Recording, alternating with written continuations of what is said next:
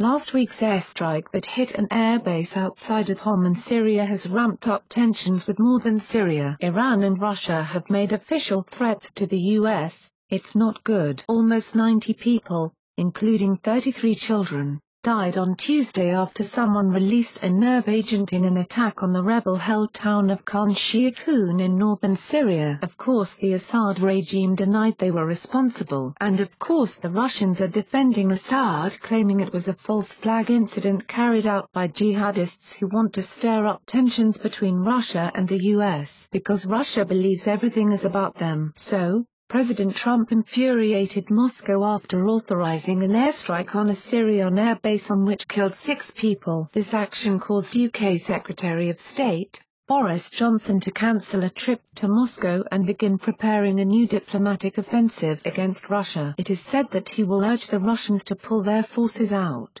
which would involve a major loss of face for President Putin. Today, British Defence Secretary Sir Michael Fallon said that it was the right call for the Americans to bomb the airbase as retribution for a barbaric, immoral and illegal act by Syrian President Assad, who he described as a Russian proxy. The beehive has been shaken, so now in a joint statement the Russian and Iranians said, "We will respond to any aggression. What America waged in an aggression on Syria is a crossing of red lines. From now on we will respond with force to any aggressor or any breach of red lines from whoever it is, and America knows our ability to respond well." Additionally, Iranian President Hassan Rouhani condemned flagrant U.S. aggression on Syria following the Tomahawk strike on al-Shayrat. While Russia's support for the Assad regime dates back to the 1970s and 80s, Iran's support of Assad is based on religion. Assad is from the Alawite minority and has long nursed fears of a rebellion by the Sunni majority and has welcomed the support of Iran,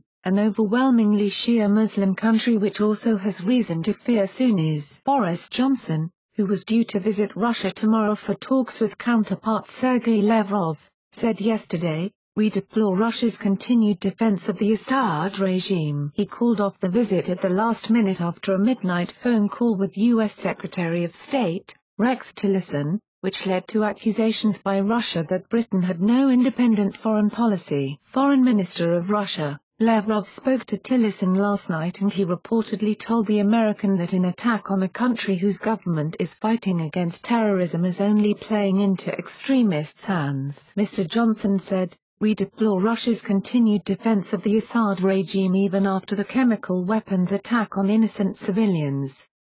He stated that UK's priority is to work with the United States on the matter. U.S. Secretary of State Rex Tillerson is scheduled to visit with Russia this week, so it can't be that we have moved to a Cold War position of no talking whatsoever. Right-wing news helped contribute to this report. It's News Exposed signing off.